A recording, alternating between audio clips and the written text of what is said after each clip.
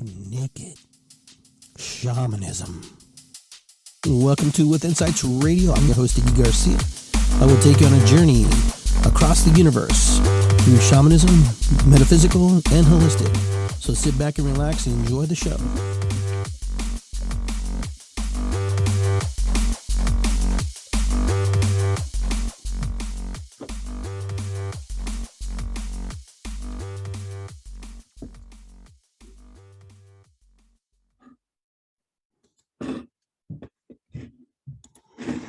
All right, everybody. I want to welcome everybody to Iggy Garcia Live here. I'm your host, Iggy Garcia. Hopefully you're able to stay with me for a little bit and be able to share with me a little bit. So I'm going to have some guests on here today. So some of my good friends are going to be joining me here on the live stream. Once I get them on here, as I navigate the Zoom app. All right. So I want to thank everybody for joining me. I'm Iggy Garcia, your Naked Shaman, your Peruvian shaman, your Urban Shaman. Just the guy who is a human being, just working his way through life, doing the things that he does, enjoying things he does. And so I'm here today with you and going to be talking with you a little bit about a recap of 2021. Giovanna Funner will be joining us, and you know, a few other people are going to join us too. Hopefully, Anne Marie will join us as well. She is going to be joining us here shortly. Hopefully, they can pop in here soon. So we're going to start off like we always do. You know, we'll wait for Anne Marie Buswell. She'll be here with us, and we'll get the show started. For those of you who know, I've been doing this show for many years, and just trying to recap and trying to do the things I need to do to get to people in a place of mind, just kind of be inclusive with everybody and just help people get through life and work through life. So Anne Marie is here, so I'm going to bring her in. She can join us here. See, there she is, her great smile there, Anne Marie. I'm not sure if you can hear me. Not sure if you're muted. Let's see. Let's check your audio's coming in. I'll unmute you here. Hello. Hello. Hello. Well, welcome to my show. Well, thank you. Glad you can join me. I'm doing pretty good. You know, it's been interesting. We had a little birthday party here for Liliana. She's actually end of the January baby, but since she won't be here, she's going back to California on Saturday with her family. And we thought we'd celebrate a little bit for her and just kind of. It was fun. Huh? It looks like it was fun. Oh yeah, it was fun. Piñata busting. It was a good time. So, yeah. I miss piñata. Yeah. Hey, Giovanna, welcome to the show. Welcome. Hi, guys. It's good to see everybody. Y'all. All right, so I'm glad you take some time to hang out with me. We're going to do a little recap of 2021 and then kind of do a little projections on what we foresee for 2022, you know, for ourselves and for the world, and things that maybe can help people. But I'm going to light a candle like I do all my shows, giving thanks to my ancestors, the people who trailblazed the path for me to get me where I'm at, and my siblings here, and thank them. Let me find my candle. Where's my lighter? All right. We're also going to light this candle and send prayers to everybody who's not well, people who are sick, people who have passed, people who have transitioned, and it's a multi-purpose candle today, giving thanks to those people who touched our lives and those people who we never got to meet, but they meant something to somebody else. And so I light this candle and have it lit throughout the show, honoring those and those who have come and those who have passed, my mother, my father, my sister, and hopefully other people. And of course, you can never have enough sage to cleanse and clear the space through the airwaves. We're, We're hey, like, we're all kind of related in this, aren't we? right. I'm putting this out. Got it. Giving thanks. Give thanks to my microphone. Give thanks to my computer. Give thanks to all the technology that helps us broadcast the show. And if there's anything that you want to do, a little prayer or something, I mean, I open the floor for both of you. Who I don't know if anyone wants to go first, and just kind of setting attention for our show tonight. I just pray that 2022 is easy, goes easy on us. Okay, because I feel like this year was so challenging. Divine pressure was put on all of us. Yeah, absolutely. And Anne-Marie, how about you? Anything you want to share with us? I'm looking forward to the clarity. And that's the intention I want to set, just kind of clarity and connection and kind of see what everybody else is feeling. All right, sounds good. I also want to send prayers out to Kate and her family for her uncle who's not well right now. Just think of them in our prayers. Also to all the people that we know and we love and we care about, sending prayers to them and remembering people that we lost. I lost my sister top of the month. Remembering her memory and honoring her work that she did. She was a pretty busy person in this work as well as I was. Powerful medicine woman. But you know, she made decisions that she needed to make for herself, and I just want to honor that space for her. I hope. So I wanted to bring you both on today because I wanted to share with the rest of the world on Iggy Garcia Live to some really amazing people who I work with, or going to be working with too, and people who I care about, love, and they're very important to me. This is Giovanna and Anne-Marie. These are two of my good friends. Kate's not with us tonight. Usually she's with us, but she's holding the fort down, playing her drum in the background somewhere in her apartment, probably. Intense, and sounds like your cat knocked over your like Galaxy attack. Oh, I apologize. No, that's okay.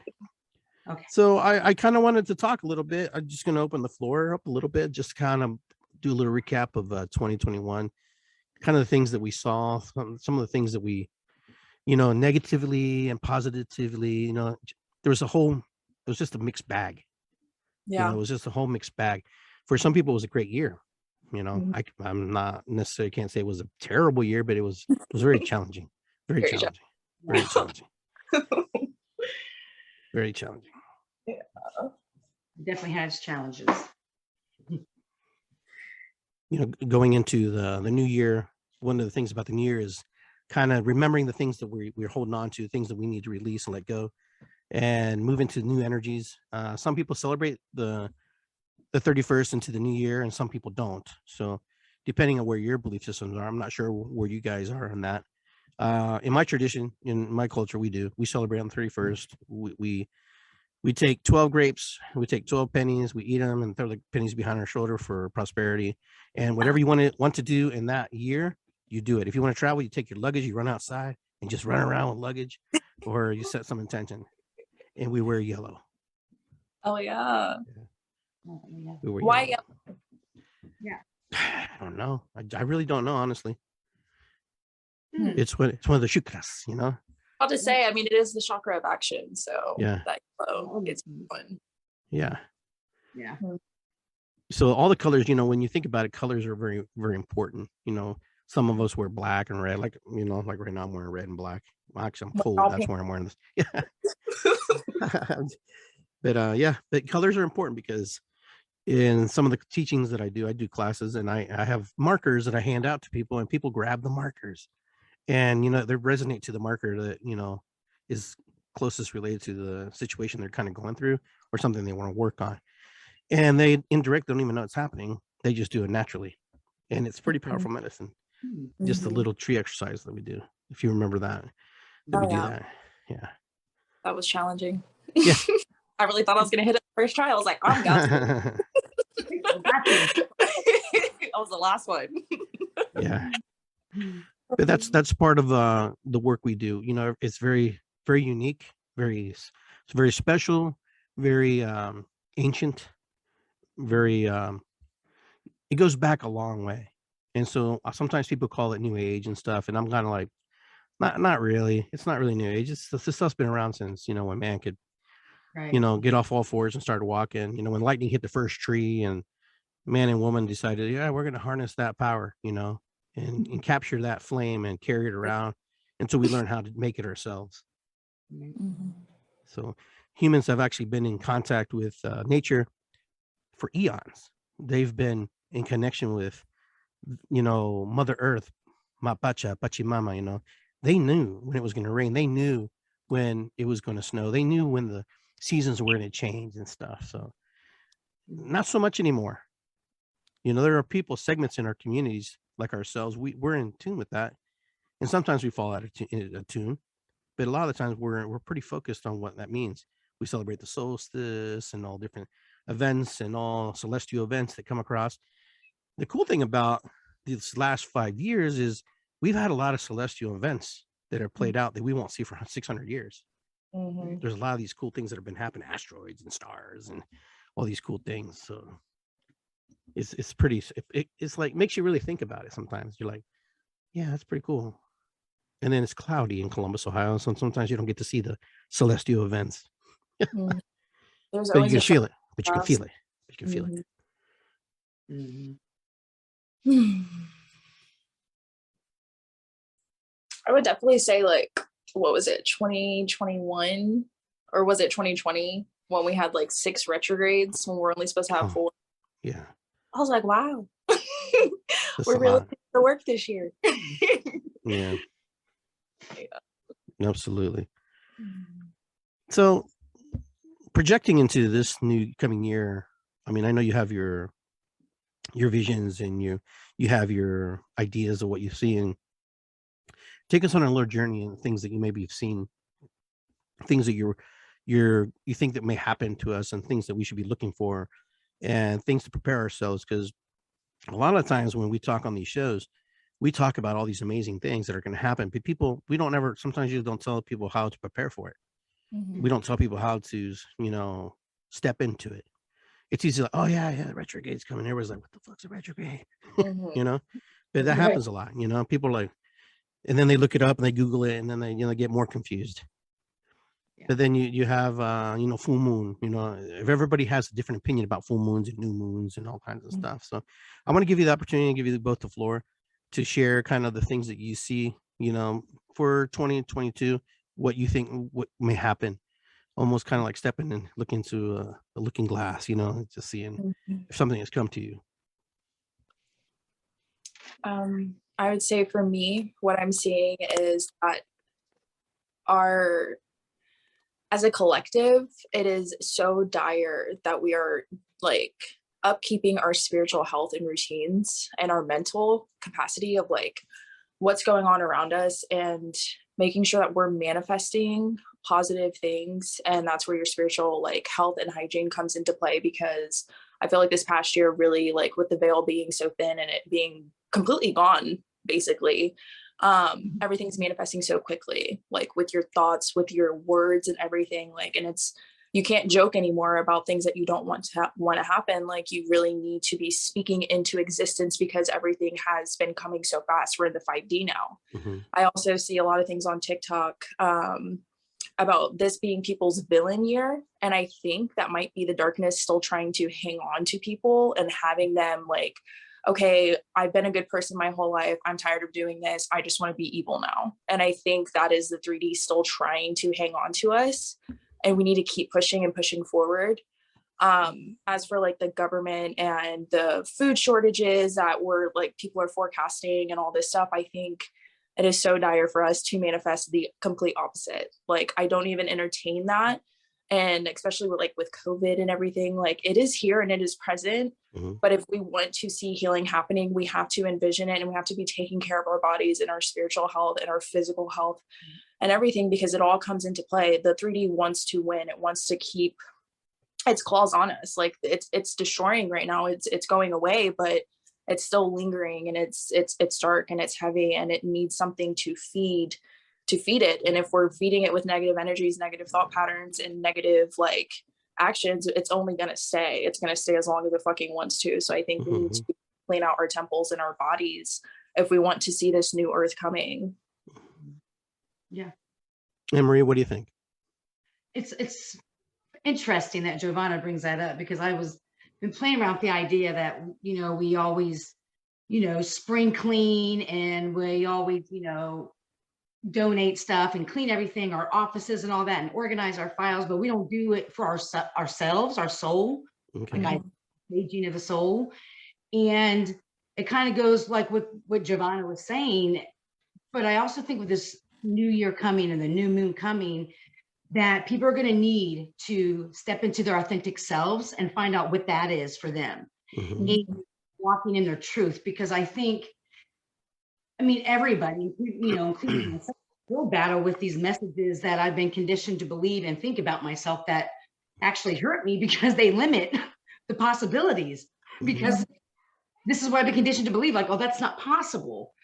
Yeah, a lot of things I was told wasn't possible, I've seen from my own eyes and experience. So I think a lot of people are going to start to coming into whatever their own truth is, and having to keep that. And part of that is also keeping your focus remain on what your purpose is, and finding what that purpose is. Yeah. You know, I'm finding a lot of people who are, you know, we call it awakening, you know, we call it you know, a spark or whatever. I like to use the word spark, you know, the unlocking, where we're unlocking pieces and parts that have been kind of closed off in our psyche, in our body, in our spirit, and our soul. And I think a lot of people are finding themselves going through this, and they have a lot of confusion, more than it has before. And now, especially now when you've been isolated, you know, for the time we've been isolated, a lot of us really had to think, and you really had to create a new version of yourself in this new renaissance of sorts. You know, some of us painted, some of us, you know, created, some of us wrote, some of us got chubby. But yeah, it's just, it is what it is. You know, some of us drummed more, some of us drummed less. But I think what's happening right now, what I'm noticing, is a lot of people don't know how to handle it. They don't really understand how to move from that feeling and that emotion into the next, you know, phase of what it is, because they've been so locked in a lot of dogmatic belief systems. Okay, they have different religions that can't answer a lot of their questions. There's some things that just happen that you just can't, you don't know where it comes from. You know, and you know, a lot of people, you know, have the religious background of Christianity, Catholicism, Judaism, and all this, and they starting to see things that are a little different, and they kind of contradict. For example, here's a good thing. Remember, I don't know if you saw the article that I shared with you about NASA reaching out to several the religious orders about the aliens. Yes. So grab on that. Let's go grab on that. What do you think about that? I think, oh my God, like, to the ones that know, the ones that get it. Like the conspiracy theorists, we've all been prepared for this. I think it's a big slap in the face how they're just nonchalantly putting things out into the media, into movies and everything, trying to basically lube us for what is to come. This shit was coming regardless. And I think that goes with like the 3D trying to have its claws on everything, because they've been hiding it for years. And I think it's really insane that they're now gathering the religious leaders together to prepare the masses for what is to come.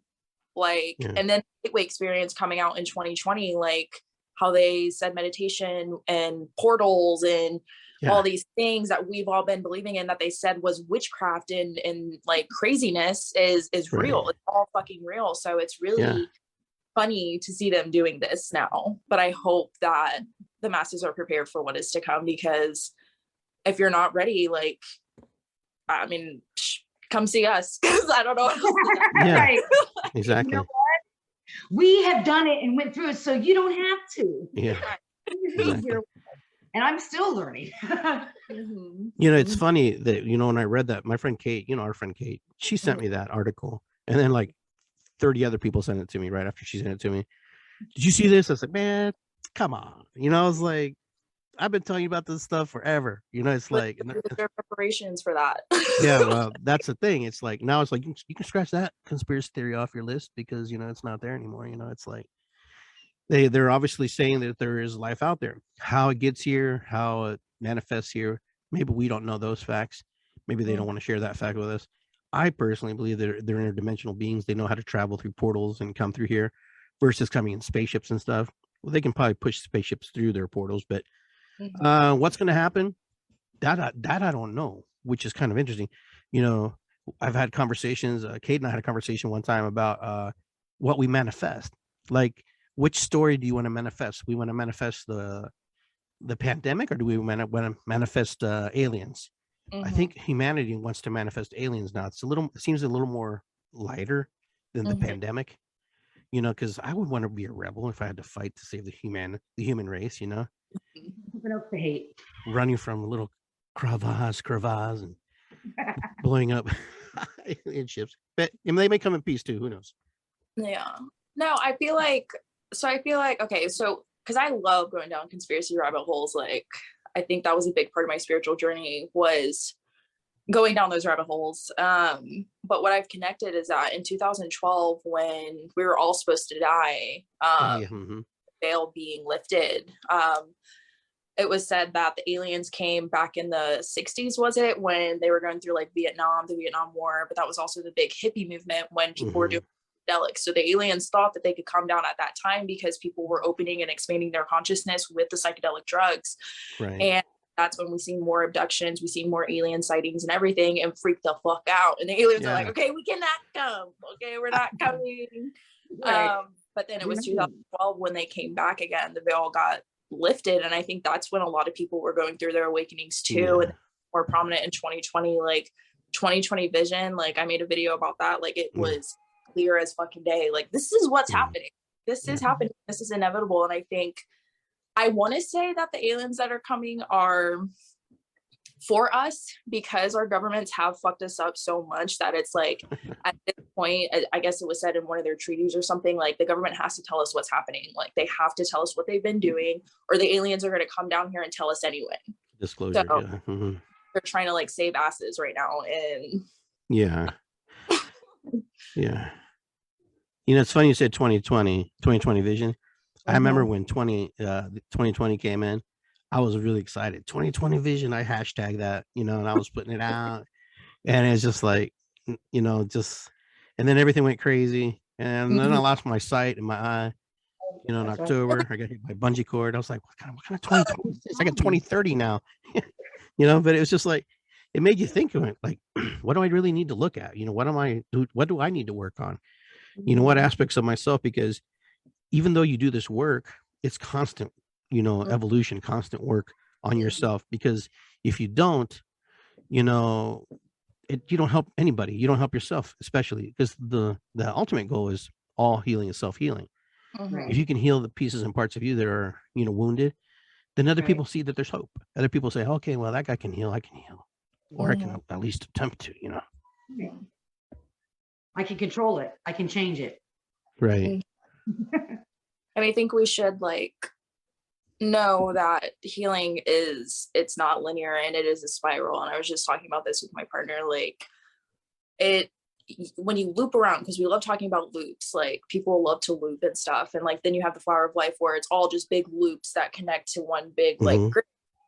But these loops are not necessarily loops, they're spirals. So you're going to spiral up and up and up, and you still may come back to that point of like trauma, something comes up for that, or a person or a situation comes back around, and you're like, I thought I healed this. And that's you to see, like, did you really heal this or not? Like, you want this? Yeah, really. And it'll come back around again, and then you can acknowledge it. You'll just be like, okay, yep, I see you. I'm going that way. So like, Funny you say that, because I was just telling Iggy that I got this sense of there's going to be a final rinse at the end of this year. The first couple, like 2 or 3 months of January, it's like I envisioned when I was meditating, like this final rinse, like, oh, you really want to come into your power, or you really want to know your truth. Well, you know, we're going to provide you with opportunities to challenge that one more time. And the goal is to remain focused through it. So I think that's interesting that you just brought that up, because it's absolutely it's like the final exam, I like to call it, like being in school, and then you got that final exam that gives you all the same questions and challenges that you went throughout your whole school period, and then it's that big test. So yeah. And people don't talk about that dark piece as much, like the work part. Like, you know, you see the love and light and everything's great, but a lot isn't talked about. That part, you know, that shadow work, that work where you're going to have the same cycles that come up. So this time, instead of saying, "Oh, I'm in this situation again," give yourself the same compassion and empathy that you give everybody else, and be like, okay, well, this time I recognize, here's my cycle, or this is what's coming. You know, what can I do different this time? And then have people around you that you can bounce that off of and say, well, you know, have you thought about this or tried this, or, you know, so.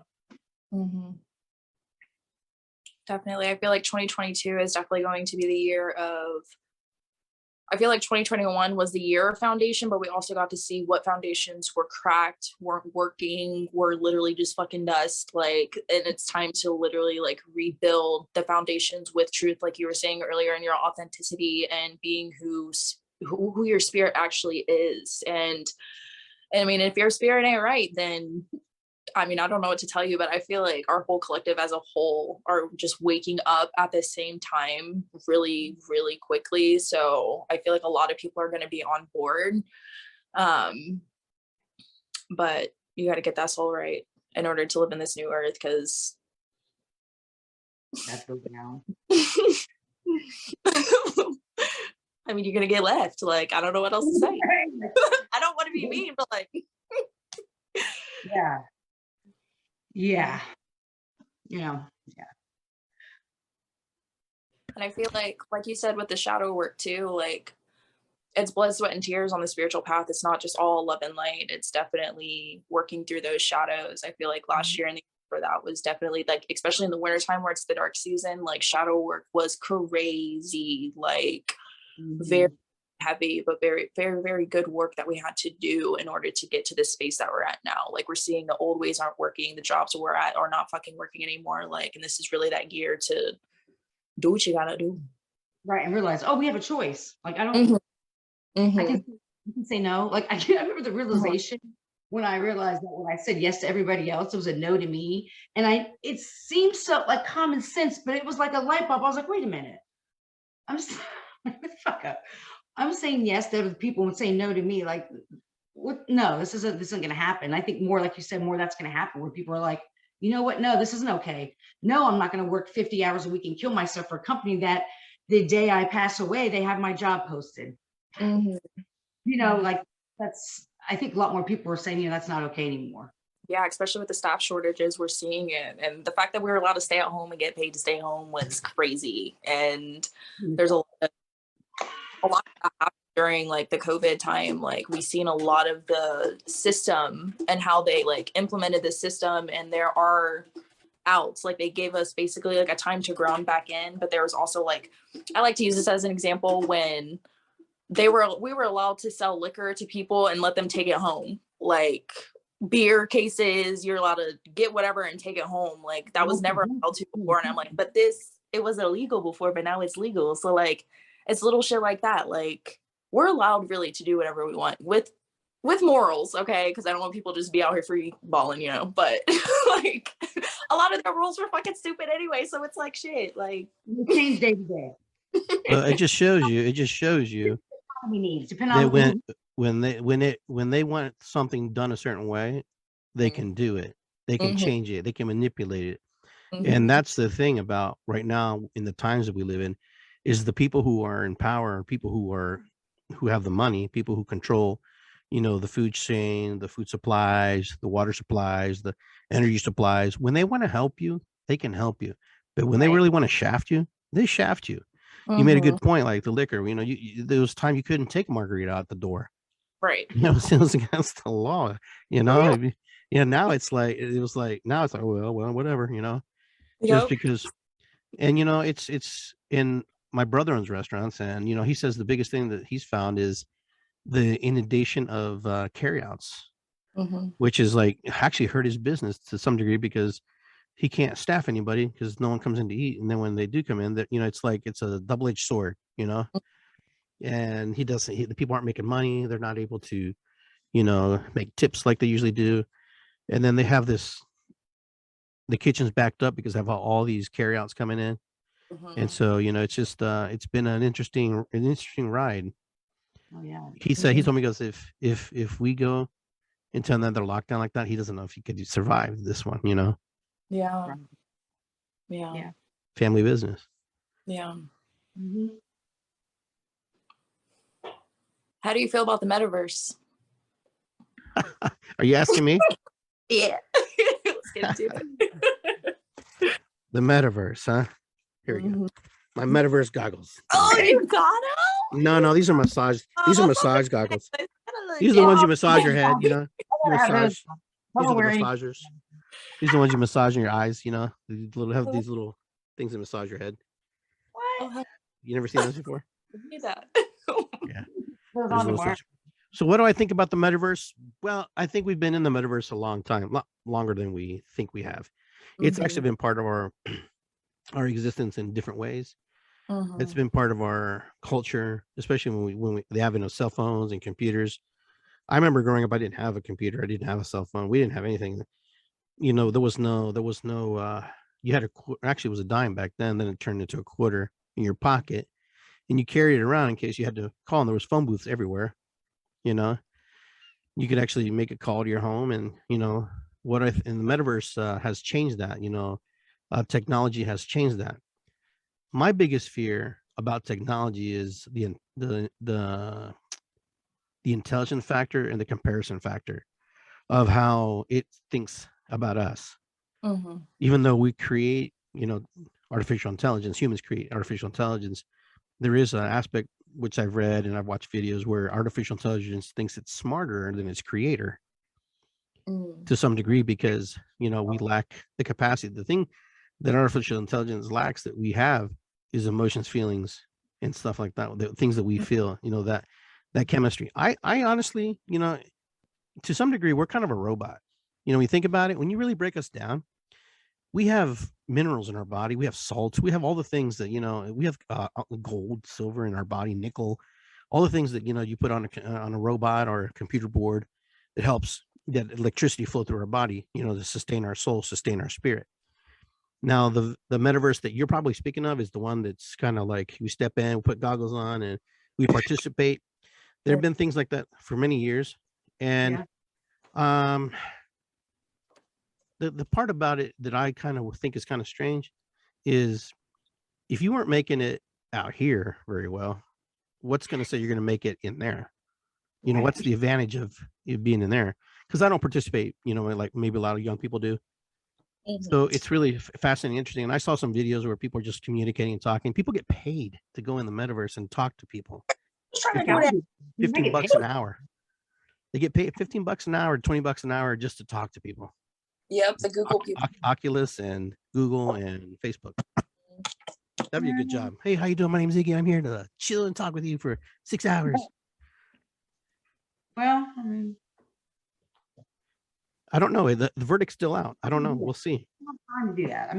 I spent half my life asleep and in a fog, and now that I'm awake, the last thing I want to do is, I understand the escape, kind of like the Matrix, but no, there's better what I've seen. I'm good. I don't. Yeah. I don't think it's terrible. I don't think it's great. I'm kind of indifferent, if I had to say. But it is part of our culture. It's part of our existence. It's part of something that is part of us. So there are going to be segments of our population who are going to be involved in that, and another segment it's not. How that folds out in the future is going to be very interesting. Kind of like Bitcoins, and all these different things, blockchains, and all the different things that that we are creating now. The blockchains actually dictate how all these coins move and how they are distributed, and so it just sounds like it's another way to exist, I guess. And if you watch enough sci-fi movies like Star Trek, there's one episode where the Captain Kirk and Spock show up, and they come into this room, and there's these brains inside these glass jars, and they're like really powerful. They can control and manipulate and make things appear and stuff. So there could be a possibility we just become brains one day. We're just like these small heads inside these glass. It's on the Simpsons. They have those heads that are just inside the jars. You ever see that? Mm-mm. So it's kind of interesting. Yeah, they have these heads that are just kind of inside the jars, and they talk and they control and they do. So the metaverse for me is kind of a mixed bag. I'm not sure how I feel about it right now. I like video games. I used to play video games all the time, but then I don't know, I just Yeah. got busy doing other things. Yeah. A worker and a former client of the mental health community, I foresee a lot of problems with Okay. this. You know what I'm saying? Like I foresee people who use it as another, like anything else, like an addiction or escapism. And I mean, Okay. I don't, some people, but I mean, there's that piece, and there's already tons of that because of COVID. I mean, I'm not even going to get into that. An already stressed out system, Yeah. addiction and mental health. And I think this, as anything, too much of anything can be a problem. And I just, you know, I don't knock it or anything. I don't have it, you know, hate it or anything. I just have those concerns because we already see what that does to children at certain development ages when they spend so much time, you know, watching TV or certain things that they do, and how it affects their development and cognitive thought process. So Giovanna, what do you think about the metaverse? What's your take on it? Oh. I can live I like I was like definitely was excited because as a spiritualist who a lot of our work now is online. So I think it could be good in that aspect of being able to connect with other people and see their avatars and stuff, and then also hold space in rooms and stuff. But then once I found out that like the rooms, anyone's listening and whoever owns this whole metaverse can be listening to, and a lot of our traditions and rituals are supposed to be kept secret. So it's like that was a battle for me. But I also see the metaverse as us humans, just like you were saying, like AIs, and how we're like kind of like robots. Like once upon a time, we used to just be souls, and then we were like, okay, let's go into the metaverse of Earth. And then we became into these avatar bodies, and some of us did disconnect from source or from our higher selves and from spirit. So I see it as like the psychedelic pictures. I've explained this to you before, but like how there's just a universe, the inside the universe, inside the universe, inside the universe, inside the universe. So I think that could be a possibility to the point of like, we'll be the indigenous people of Earth, and then you have the metaverse, and there will be some of us that are living way outside of that society where we're still doing the ancient ways, or what would be the present day ways right now, but like ancient ways to them. Like once this progresses, like how there's aboriginals still in the forest, still like living their ways with nature and earth and everything. I think we'll be those people, and while everyone else is on the metaverse. However, I will capitalize on the metaverse with like will capitalize on their asses, but land is in there, like you were saying earlier, like because a lot of people are saying on TikTok, like, if you're poor out here, you'll be rich in the metaverse. And that is such a fake gig, I swear to God, because the land in the metaverse is expensive as shit. Like, you got to transfer your own money into whatever their currency is. It's really? not, I didn't know that. It's not cheap. Like, what am I doing wrong? You have another life, but in the meta universe, I can't even afford this. What a reality. Wrong, man. Well, that's kind of strange, you know. I mean, I know people tell me to buy land in the metaverse. One of my friends just texted on there on the live stream, buy some land on the metaverse. But the question is, that means somebody could buy my house in the metaverse and own my house technically on the metaverse, but not in the reality world, but in the metaverse world. Like if I wanted to go buy my house, I can't go buy my house because somebody else bought it. Right. And you know, if it's money, I'm sure there's different ways to collect money, right? In the metaverse. I mean, I feel like it's like, I'd have to double check, but I think it's like crypto, Bitcoin, or like kind of like trades and stuff. But then like if you have like one Bitcoin, that equals like a lot of money in just that one little Bitcoin. But you have to already, I feel like, already be invested inside of like currency, the cryptocurrency and everything. And then it's the crypto mining for me. I don't understand that part. I'm like, okay, so you're telling me that y'all are mining crypto where in the fake and and people get mad when I call it fake, but like this made it. Y'all are mining this made it. Yeah. No, I mean, I get it. I mean, to wrap your mind around and go, it's like you have to step outside of who you are and what you are and step into this other reality, what it is. And, you know, it's like, how do you do that? It's, you know, I watch these videos where people are talking about it, and it's just, I find it fascinating that there's so many layers to it. Mhm. I mean, there's countless layers, but here's the thing that freaks me out. There's really no authenticity in the metaverse because somebody created the program to it. Somebody created the foundation for it and created the barriers, the walls, the healthy limits and boundaries, all the things. Like, I'm sure there's a back door somewhere that you can like circumvent things like the movies. But that's the part that freaks me out, that you don't really know who really controls it. Yeah, Mike, what is it? Zuckerberg owns it, and some other people own it. They really control the landscape of what happens there. At least that's how I feel. Yeah. I mean, it is, and the fact that you could have some weirdo creepo pedo flying around in the universe or the metaverse and kids. Right. Yeah. Except for they always say some 400-pound man dressed as a dancing girl. It's like, Huh? I love too, but like, I don't know. I mean, you can be anybody you want in the metaverse, right? I'm You going to be can't rich in the metaverse. wear skins, be a baddie in the universe when you just not a baddie out here. Well, I would be a superhero in the metaverse. I would want to be like Bruce Wayne, Batman, and That- I mean, I can, right? If I wanted to, if I pulled up the resources. And You definitely could. It's like Player One. We love Player One. Like, that dude was not the same dude as he was in person, and neither was his teammates. Like, they were right. all random people, but in that game, they were hot shit. Yeah. In my avatar in the universe would probably look just like me. Everybody's like, well, that's really original. I mean, walk around being a big panda. I don't know. Yeah. Hello, what's up, man? Mm-hmm. Hey, come hang out with this. I think Those are things that are coming. cons. Oh, it's coming. It's here. It's here. It's coming, and it's going to affect a lot of people, young people, and older people. It doesn't matter what age you are. If you get pulled into it, what happens to the world out here? How do we navigate here? There's a big push for people to, there's a big push. They're always saying that we're going to lose our jobs to robots. So I'm thinking to myself, okay, so what kind of job am I going to have in the real world, the reality world? What am I going to do? What's the average person going to do if a robot's replacing me? It makes you wonder. You're working from home. Not everybody can work from home.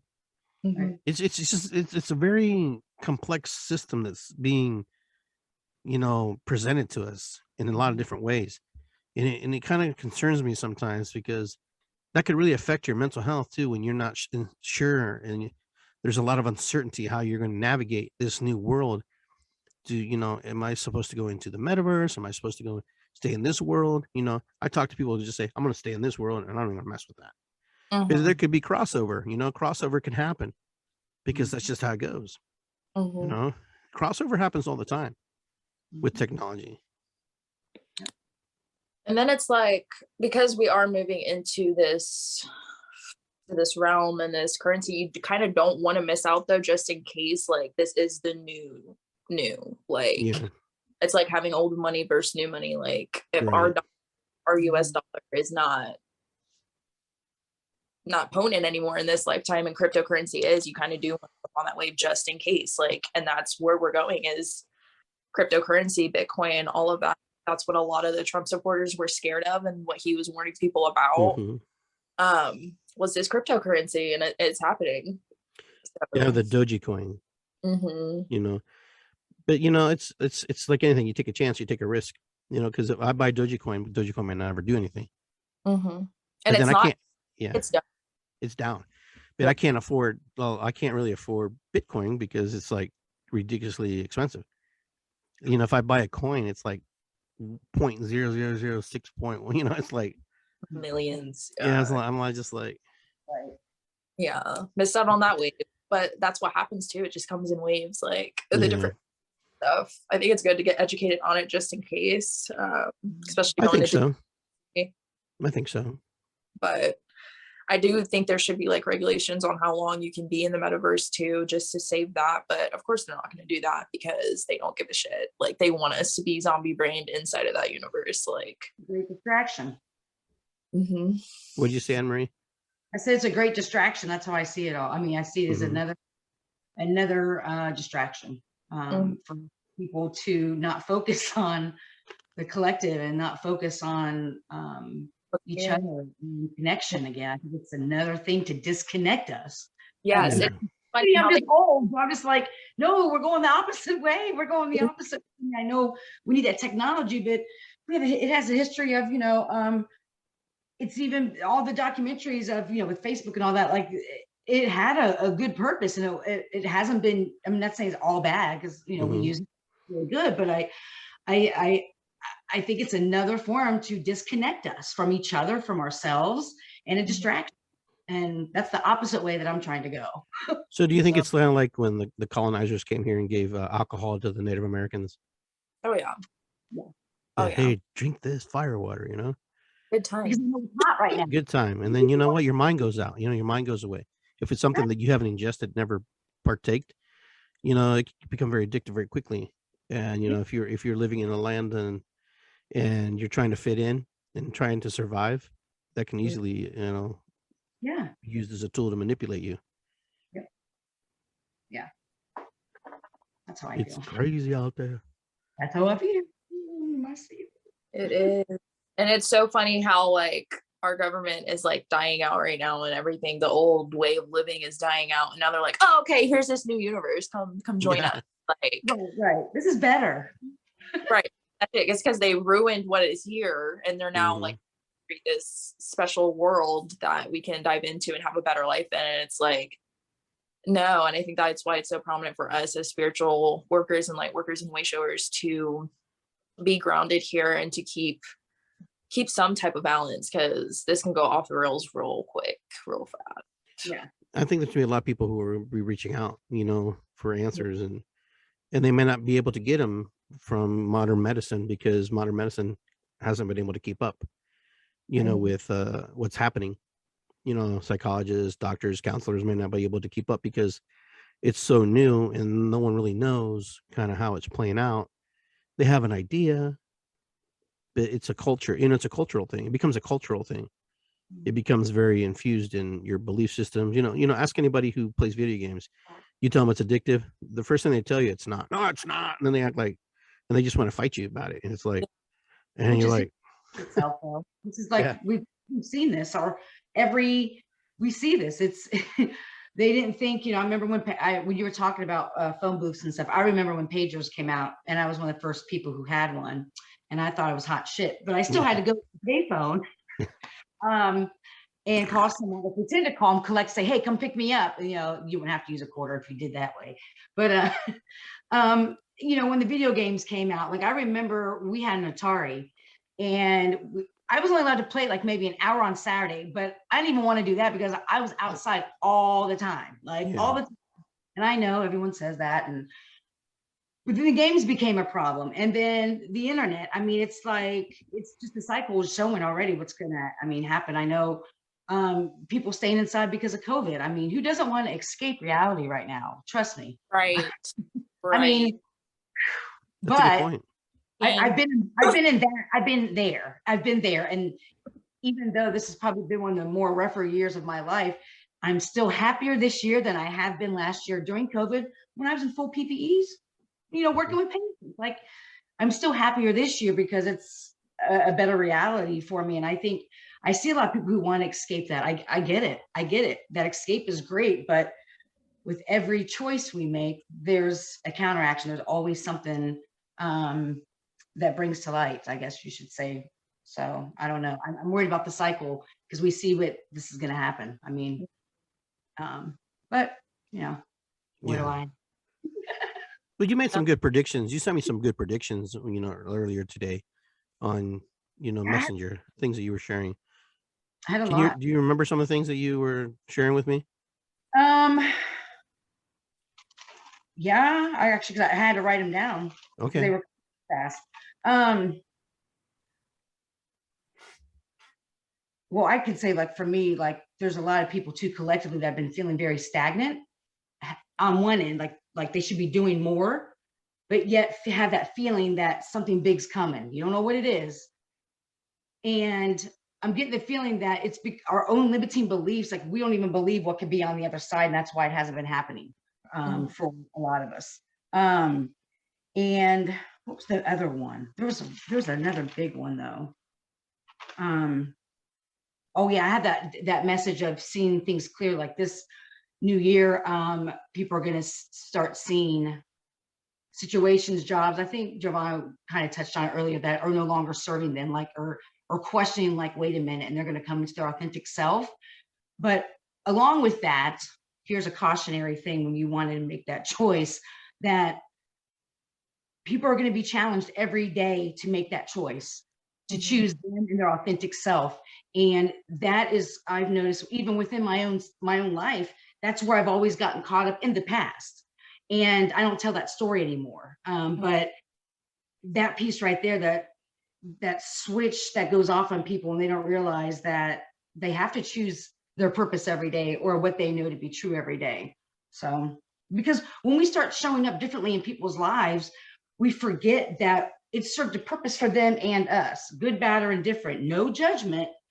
But when we start showing up differently, like, you know what, this isn't okay anymore, they're not getting their needs met, whatever it is, to feel needed, to feel, even to keep us where we were, because sometimes our suffering makes other people feel better, if that makes sense. They may not realize it, but us being down and always struggling, always needing help. This is me personally, I'm sensing that with a lot of other people. And those are the people that you're going to have to remove in your life. That's the message.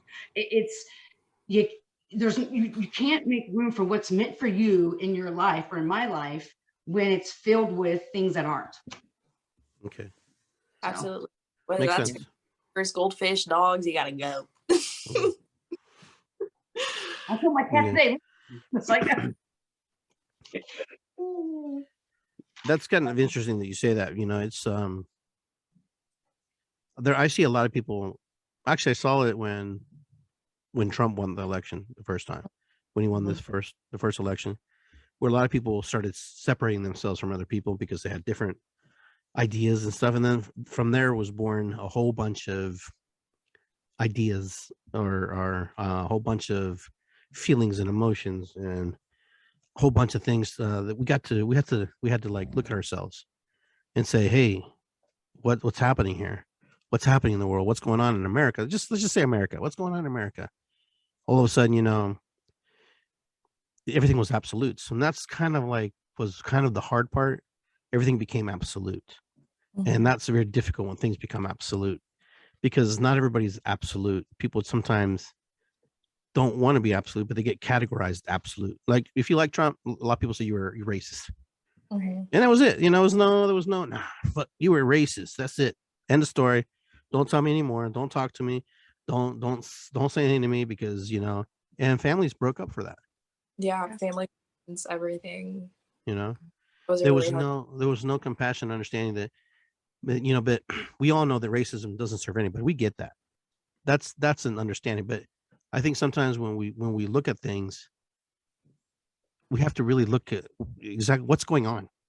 What's going on in our world that we help create, because we all help create it. In microcosms and in macrocosms, we help create it.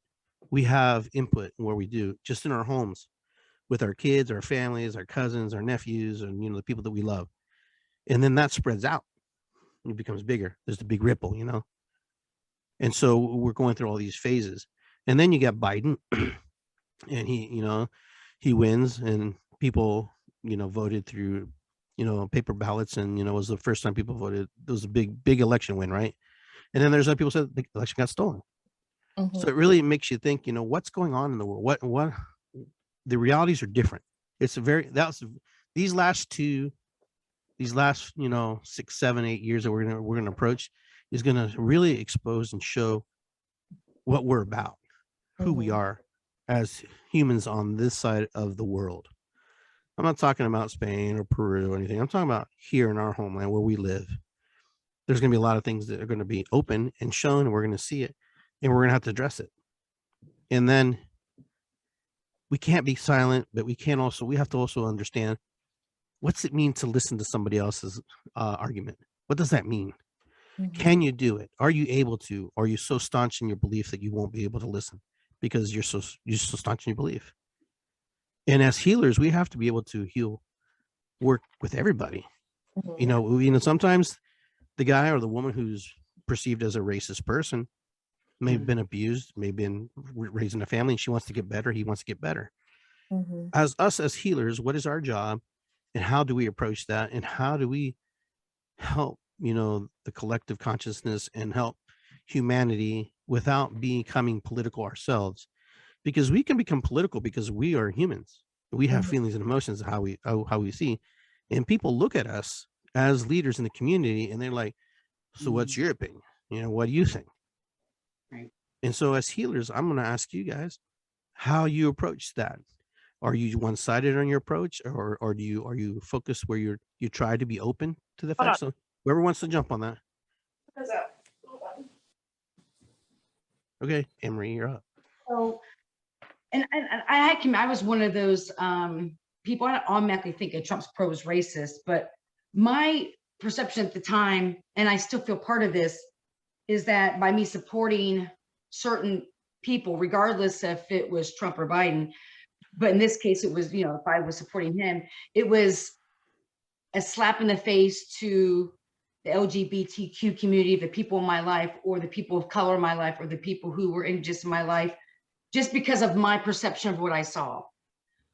How I see things now as a student of shamanism is, part of that is taking what I look like as a hovering approach, not above or better than anybody, but looking at all aspects with the intention of understanding everybody, so that we can collectively then, you know, be a greater as, I don't know, a people or whatever. But I think we've been so focused on what we don't have in common and what to separate us versus, you know what, you get what you focus on. So we've been focusing on what's wrong with each other. Like, I can't see people say the right or the left, because you know what, I don't give a shit about either one of them. I'm sorry.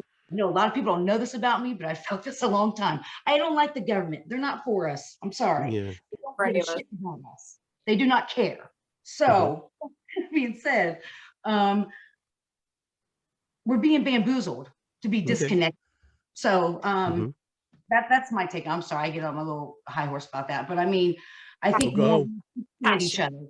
I think we need to understand each other more, instead of seeing, oh, you do this, you do that, instead of saying, oh, when I say that hurts your feelings, tell me, educate me, and share with me why is a woman of color or from an indigenous background, why me doing this offends you or hurts you.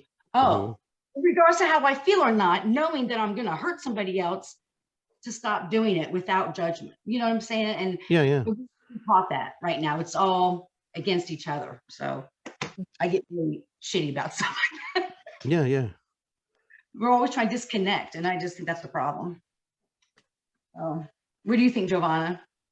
I think I've really seen the division that's happening, especially like in my friend group, my mom's friend group and everything. And she was very passionate about Trump not winning, and her friends were very passionate about him winning, and she stopped talking to them. And I'm like, Mom, this is literally what they want. They want us to divide and hate each other, and this is not what we're supposed to be doing. Like, and she was very offended because her children are Black. Like, she's very passionate about kids, so it felt like a slap in her face when they were trying to vote for Trump and were so about Trump.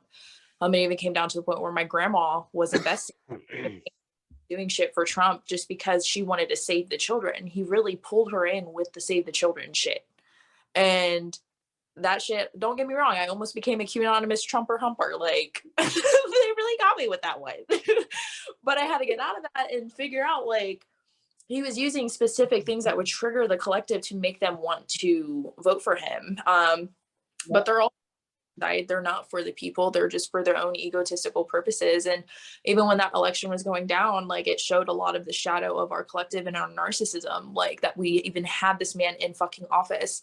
I like to see Trump as the Trump card, like the 3D pulled its last and final Trump card to see if they could really move the collective to where they need us to go. And it didn't work. Like it did not work. But I feel like we can't get caught up inside of the right or left side because all they want is division. And racism, I heard, is not even a thing in other countries. Like it's only here in the US where racism is very prominent. Like in other countries, they don't really see race at all. Like it's not about that. So Well, as a Latin man from Peru, Latino, it's very common for people to use it. It would be derogatory here, some of the things we use, but they would say certain things to certain cultural mixing in my country. Hey Chino, he's a Chinese guy, but he's not really Chinese. He's Japanese. Hey Chino, Chino, but it's not a bad thing. It's just part of our culture. Now there's a change. There's a movement that people are trying to change that. But they say, hey Negro, what's up, man? They say that too. They use all these different words. But in Peruvian culture, it's just been like that for a long time. Is it changing? I don't know because I'm not there enough to see the change. But I do see from time to time pockets of people trying to change that rhetoric a little bit. Let's approach people differently. But there's so many offshoot cultures. There's so many indigenous people in Peru. They come down from the mountains into the city. And Peru has most of their population in the city in Lima. You got like almost 30 million people, and 25 million of them are in Lima, scattered in there. So, and then everybody comes with their beliefs. Now, in my country, I'm considered mestizo. I'm mixed. I'm a mixed person because I'm European and Andean. So I'm a mixed person. Unless now the Indians who live in my country, sometimes they get it pretty shitty, because people treat them bad, even if either other Indians and Spaniards and different cultural mixes. But it's true. Now what I'm trying to figure out is how do we move into this new arena and see people as humans versus color, or I mean color is obvious. We see each other. I'm pink.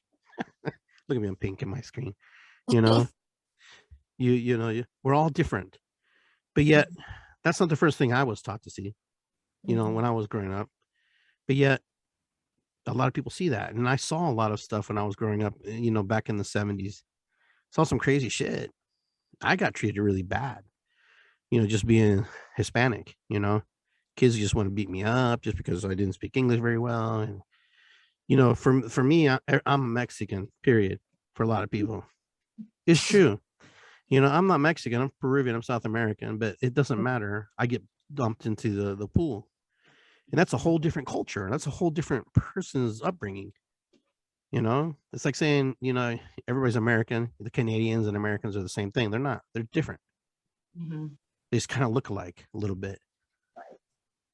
But the connection, only connection is that we have is that we speak a common language. And the common language has to be Spanish or Portuguese, depending. The Hispanics or the Latinos, which is a whole history class in itself. For real. Yeah. Brazilians, right? Yeah. Yeah, I think it's a lot of programming too, like, and trying to unprogram. I will say, like, I dated my first person of color, like, as an adult, and as a kid, I only was attracted to Caucasians. Like, is really, really like a dominant thing for me. Like, I always like connected me not dating people of color to my dad. Like, I never wanted to do that, but then it dug deeper because the person I was dating at the time showed me the show Hidden Colors and like how programmed we are from a young age to believe that the white race is superior to us. And that broke down a lot of conditioning inside of myself. I felt the racism literally boiling up inside of me after learning all of those things and wanting to get rid of that because of deprogramming. So we have to have compassion for even the most racist people because it is their programming. They're hooked onto computers that are still running, that are still outdated as fuck, but they're still running. Yeah. So I unsee their program and hit their soul. Like we are all souls. Like at this point, we are all a collective soul. If we are all God and children of God, like it's not about color, but we have made it about color for the system. The old system made it that way. Like and to unprogram people. Some people just aren't going to be unprogrammed. We just got to let them die off. Nope. No, you're right. No, you're absolutely right. I mean, some you people's can't. programming will never change, and that's something that we have to come to terms with and kind of understand that. And as much as we want to change people, fix people, or want them to see your side of the story, it ain't gonna happen. And so we have to move forward and find those people who are willing to move forward with us and be able to, you know, say, hey, you know what, I'm going to move forward with you. I want to be a part of this. I want to be involved in this. You know, it may not be full-time, half-time, whatever, you know, but, you know, you're right. You make a very good point, Joanna, that, you know, there are people who just will never come out of that programming. Yeah. It serves them because it's their identity. It's safe. It's protective, you know, it's very protective. You know, you can be very, you feel like you're more powerful. You can, you know. Right. And we don't do anything we don't get anything out of. So, I mean, they get something out of it. That's, with everything. I mean, the complex of all that. They're higher than us. So it's like, do you believe, though, that, or not anymore per se, because I now believe like all of us are like connected and we're all like full juicy souls. But before, like it was probably like last year, I believed that a lot of like the white people, because I have a lot of white friends too, and they are allies to the Black community or the people of color community. So I believed at one point in time that maybe that was like Black people being reincarnated into the white bodies just so they could push this movement of for like we need more white people waking up to knowing that we are all connected, we are all one, and we are all living in these bodies. So That's what they used to say about the Appalachians, right? That they're just all really Native Americans who reincarnated into white people. That's something one of my friends told me a long time ago. I thought it was kind of interesting. Yeah. And belief systems are everything, because belief systems are those things that, you know, are also part of our core, you know, our core. It's like inside of us. It's like, how do you remove that? How do you change that? So you can't. You really have to do a lot of work. You really have to be open to the process of changing that. And unlearning and unprogramming your plugging. And you know, it's not easy. It's not easy. Because I've seen Latinos very racist against white people, very racist against Black people. I've seen it. I mean, I witnessed it, you know, and it's just like, wow, dude. I'm like, really? It's like, but it's there. It's there because in our culture, it's they normalized it. It's very normalized. And so I think sometimes I don't know how it is in Black culture, if that is that way, how they see whites or Hispanics. But I know in my culture, sometimes we see other, and that's not that we see ourselves as superior, because I don't really get that feel. I just feel like it's a way to protect ourselves and put people in their place. Does that make sense? Yeah. What I'm saying? It's easier to just call somebody something and put them over there in that category. Yeah, and going with the wave of Not so much, you know, anything else that I've noticed, but it's just interesting. Yeah, I think too, like even in the Black community, we're seeing now like us wanting compassion for the white people, but also having so much anger and like we want reparations, but we also have to from what happened to our ancestors, that because our ancestors are moving through us, they're wanting justice too. And it's hard. I think it's a hard battle right now, just trying to have that compassion and then becoming a whole extremist of like, no, I definitely hate white people. Like any white person, any Karen is definitely like bad on my list. Like there's no compassion for them either. Maybe like in the upcoming years, we're going to come into a space of more compassion for everyone, not have that big divide, because now we're seeing, okay, racism exists and these white people have done all of this shit to us. And then still trying to find compassion for them and what their ancestors have done to us, and being mixed and being white and Black, fucking fight. Like I could feel the happening. And now because of me being the generational breaker, like, and the curse breaker, like they're coming together more. I see. Interesting. I've relatives, like hardcore racist fucking relatives. When we did the shaman work one time with you, Iggy, one of my ancestors popped up that was racist as hell. And I was like, I'm surprised you're here. But then again, I'm not. Like, but yeah, even in the astral realm, like the spiritual realm, they were fighting. So I think we're coming to a place of finding more peace and empathy and compassion for the human race. Emery, anything you want to add to that? This little topic that we jumped on? I remember a couple months ago, I was like sitting on the couch and I was watching that fantastic fungi show on Netflix, which I think I've watched 4 or 5 times now. I get amazed every time. Mm-hmm. It was like, I always believed that we were connected, but I still can't explain it to this day.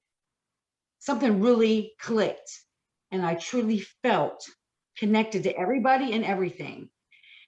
And at that moment, I realized that I have to love the racist. I have to love the homophobic, because if I hate them, I'm hating myself. Mm-hmm. We're all literally connected. And I know it seems so simplistic, but it's true. And I also know that when I'm having a problem with someone, or if someone says something, I really get pissed off. Now I stop and say, okay, what is it that they're mirroring back to you about yourself? That right there is the hard part, because I with intention purposely have to bring everything back to me, because if they're lifting something from me, that's something that I need to work on for myself, because we can't control anything outside of us. So but the one thing I wanted to mention that I forgot earlier, Iggy and Giovanna, was that I had a lot of downloads about harvest, about this new year. For the spiritual community, but especially people who've been doing a lot of like shadow work, like the last, I'm gonna say 3 to 4 or 5 years, people have had a really hard time, a lot of change. Their harvest is coming. It's really around the corner for a lot of people, and that the messages are going to come in through animals for a lot of people. Flowers for a lot of people, but people who are connected with animals or who have animals, those messages are going to be coming through them. So I just don't want to forget that part. Okay. Very good. What were you saying, Giovanna? I was just saying, like, I second thought. I definitely do. I see it even in my cat. Like my sister's cat, she's more connected to me than she is my little sister, and that's her owner. Yeah. That girl is with me during all my work, my shadow work, my rituals, when I sleep, when I'm sad. Like like she just waits. She's loyal. She's here for the cause. So her name. Animals don't see racism. No, they don't. They don't. They either like you or don't like you. Right. It's the vibe. It's the vibe. They energetically, they did tests on animals. Animals don't necessarily look at you and see your like expressions, but they feel your energy. Yeah. Exactly. Like if you're like ready to hit them or kick them, like, I hate, that's a poor example, but they can feel that, they can feel that energy. But they can also feel like if you love them, and they like they lean up on against you and they want to hug you. They put their butt on you sideways. That's a hug. I didn't know that. I just learned that recently. That's when they park up next to you like that, is they're hugging you. That's so cute. It's really cool. They're very unconditional lovers, Yeah. But they don't like to be messed with either. Yeah. They don't like to be messed with either. Yeah, that cat is following you, protecting you, Giovanna. Oh, absolutely. Absolutely. Willowdine. She's Willow. We named her after Will Smith's daughter, Willow. Okay. That's okay. Yeah. But yeah, I definitely think this upcoming year is going to be all about the vibes and like vibing in and vibing out with people, situations, a lot of things. And I think our frequency is definitely very important this year, keeping the vibes high and not just letting it be like, oh, your energy is off. Like if someone's energy is off, it just means you're vibing out. Like it has nothing to do with them. It's everything to do with you. Like you're just not on that frequency anymore. They're on a different frequency. They may be 10 frequencies below you, but that doesn't mean you're higher than them. It just means you're not on the same page. And I'm seeing that a lot in my friend groups too. Like people just vibing in, vibing out, and like taking it personal that someone's not acting the same way they used to. And I just had to tell them, like, bro, vibe in and vibe out. Like if you're not vibing right now, you guys will vibe again sometime soon. Just don't hold it against them. And just it's true. Yeah, it's true. Like water. Yeah. Very true. There's an old saying in Ho'oponopono is, if there's a problem and you're there, you're part of the problem. If you're there, you're also part of the solution. So right. So if you're really to do the work and you're willing to put the effort into it, you can make things happen.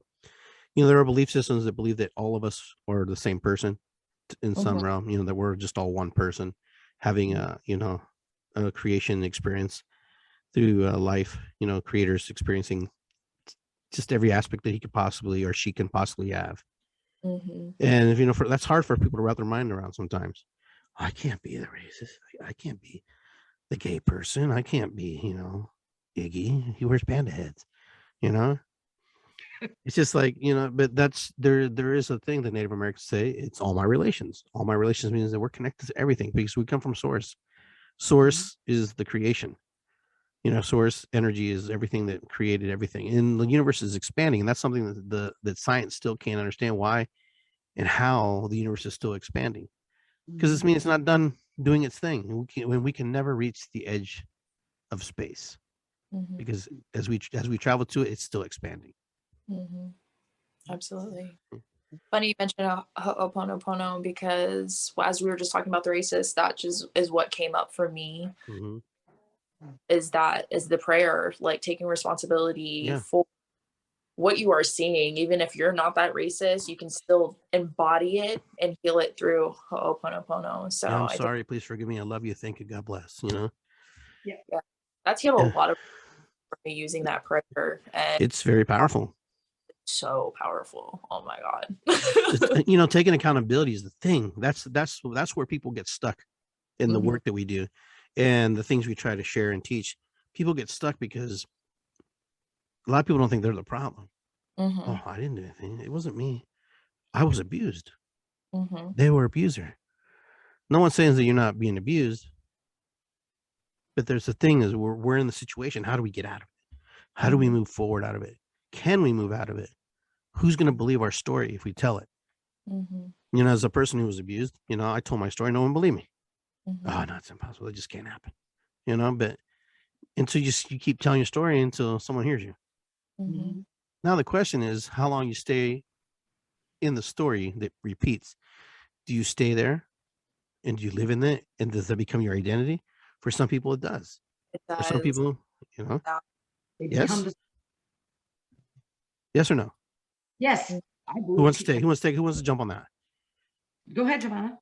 I mean, I definitely will. I feel like I see it in my friends and acquaintances, like people, who are they going to be without that story is what scares them the most. Like they've been living through this trauma for so long and acting out of it for so long that it's became their own identity and a personality trait. And I even see it in myself. There have been some things that I've taken with me for survival modes, survival mechanisms that I got comfy with, like drinking and being hypersexual.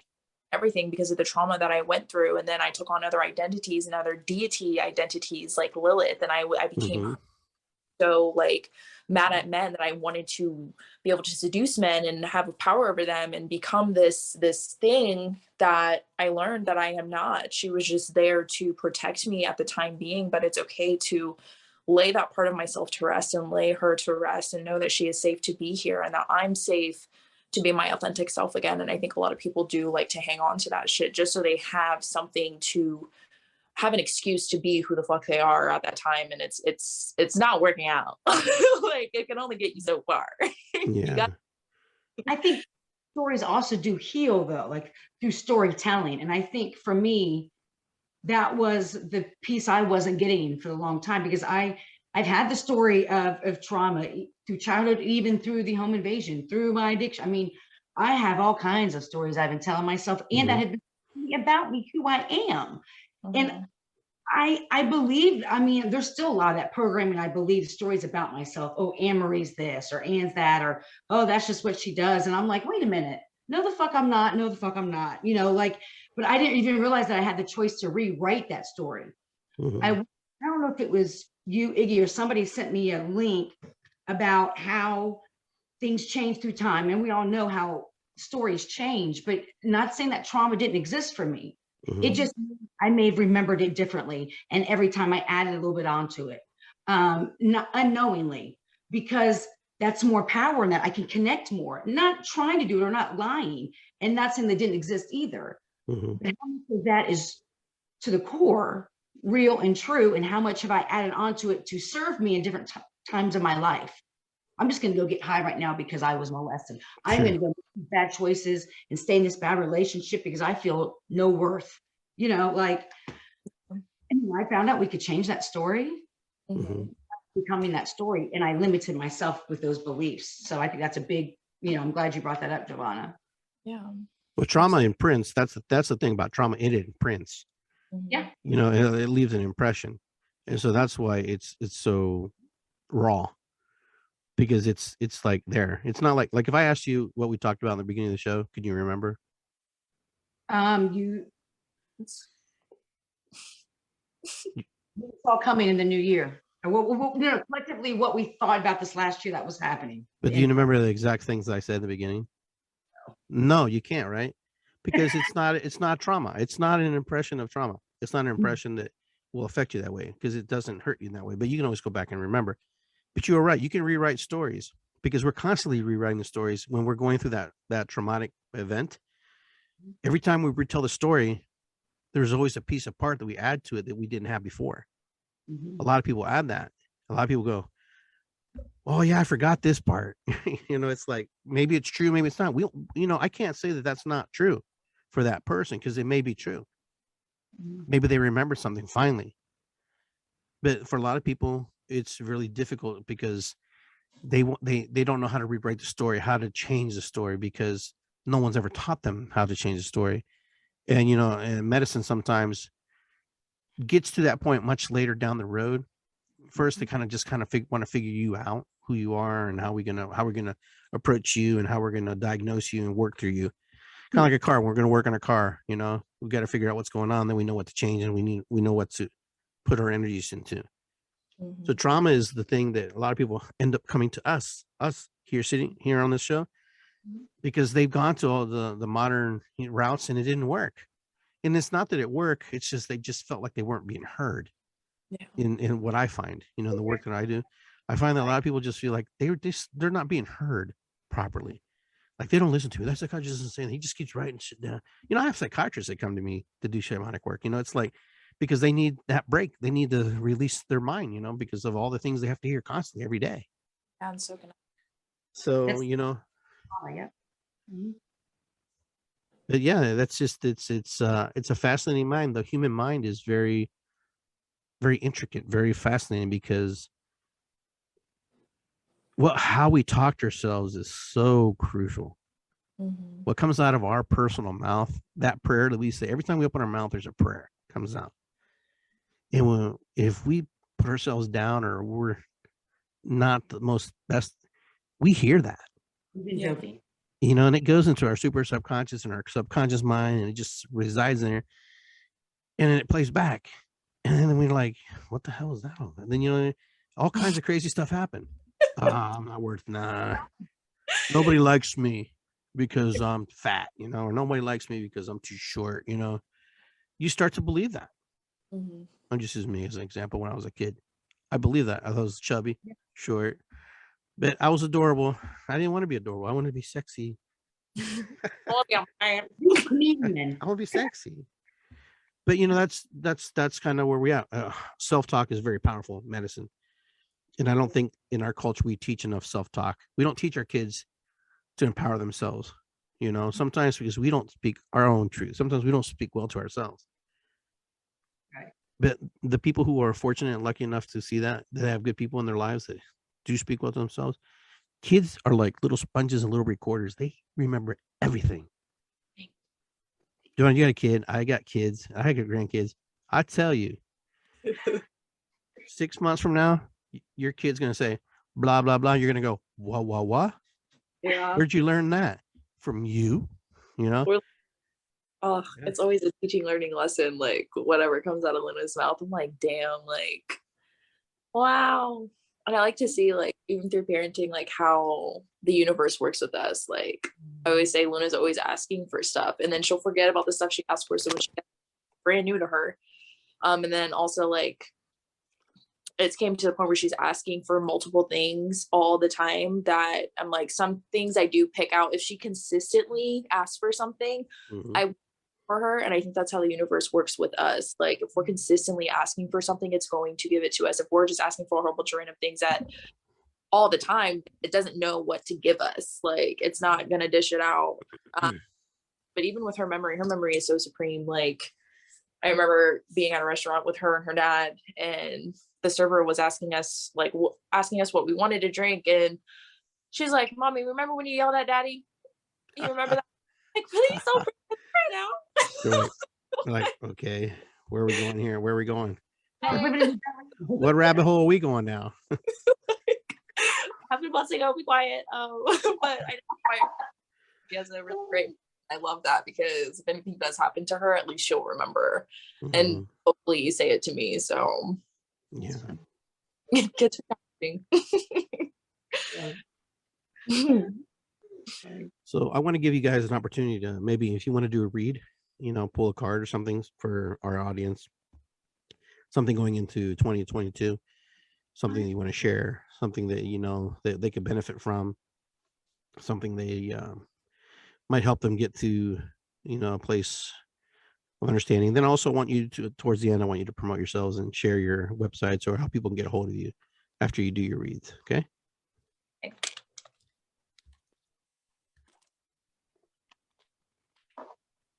What you got over there, Marie? You got over there. It's cute looking stuff.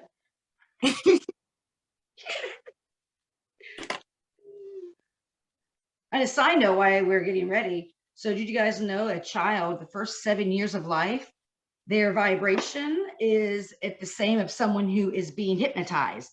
Hence why they say the first 7 years of a child's life is the most important. Like, give me a child in 7 years, I'll return a man. So just a little tidbit of information.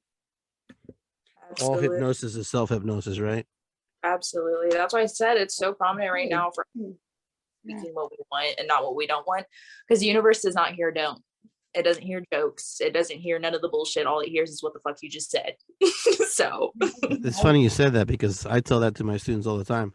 The universe always says yes. Always. Like, Yeah. okay. Can I have a new car? Yes. Can I not have a new car? Yes. Yeah. At any point.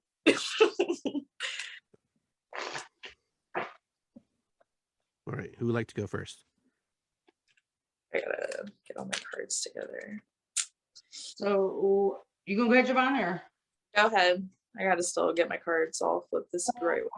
For those of you coming in, this is Anne-Marie Buswell, and this is Giovanna Funderburg, and they are sharing their magic with us.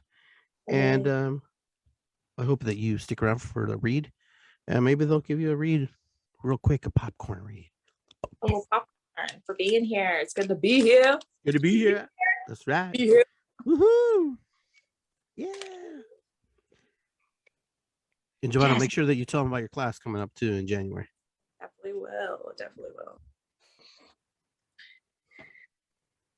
will. Okay. Amber, are you going first? Well, I pulled Psychic Development. This is my shamanic oracle deck.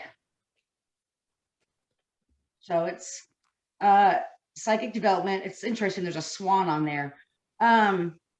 This is going right along with what we've been talking about, that this is the year for people to come into their own, to come into their purpose, to say, you know what, this is who I am. If you don't like it, fuck you.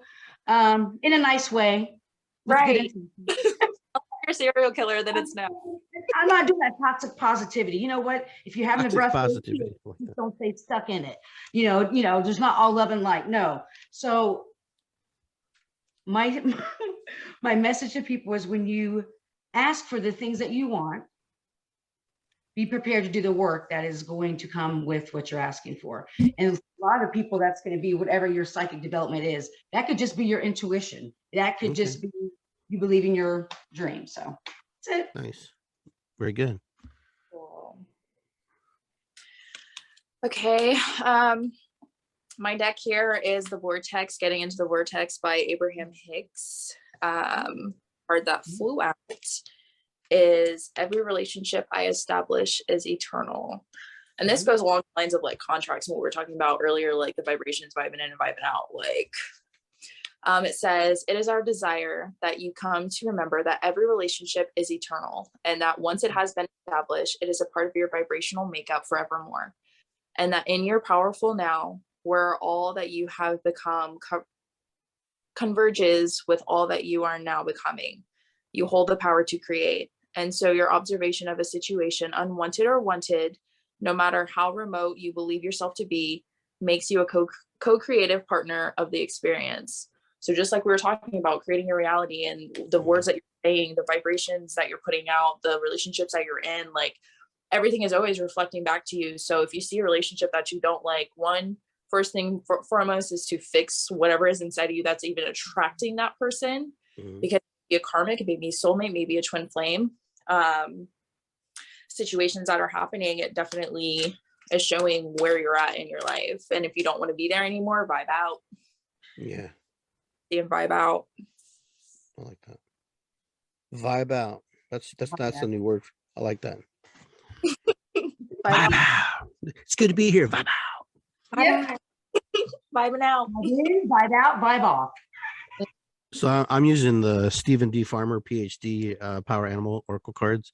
This is like my favorite deck of all decks that's ever been made because I like them.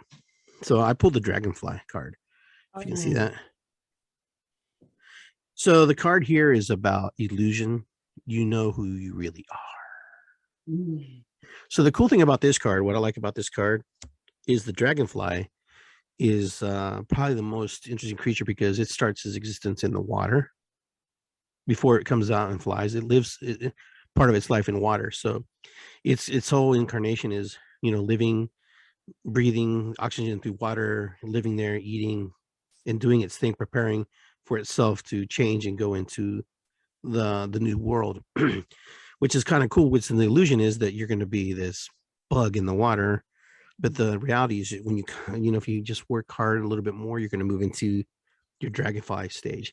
The cool thing about Dragonfly is it's the closest thing to a hummingbird, closest thing to a helicopter. That's where the idea of the helicopter came from, actually came from the Dragonfly. And if you watch the movie Dune, they use a Dragonfly concept of flying. So if you watch the movie Dune, it just came out recently, they have a Dragonfly ships. So knowing that you were in the water before doesn't mean that you no longer have to be there. You no longer have to reside in the water. You're free now.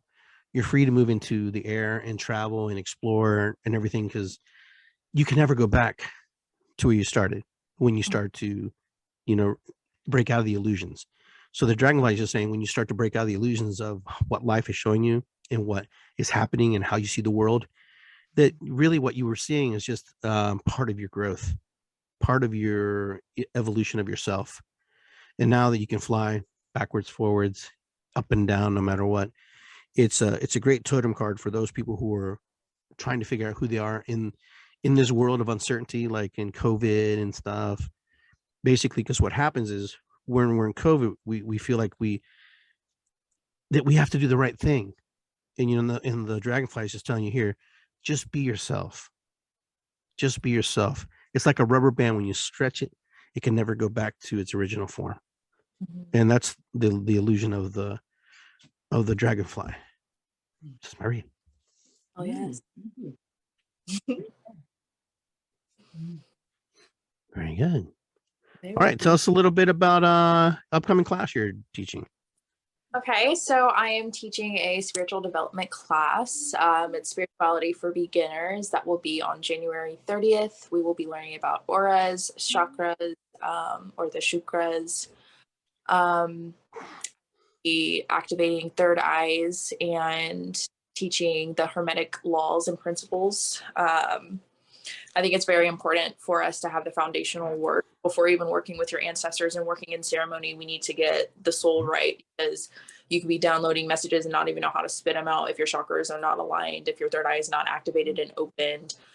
And then as the classes go on, we'll dive deeper and deeper into spirituality, into rituals and whatnot. But I definitely want to start with the basics. I have spots, but 3 are taken now. So we have 3 more spots left.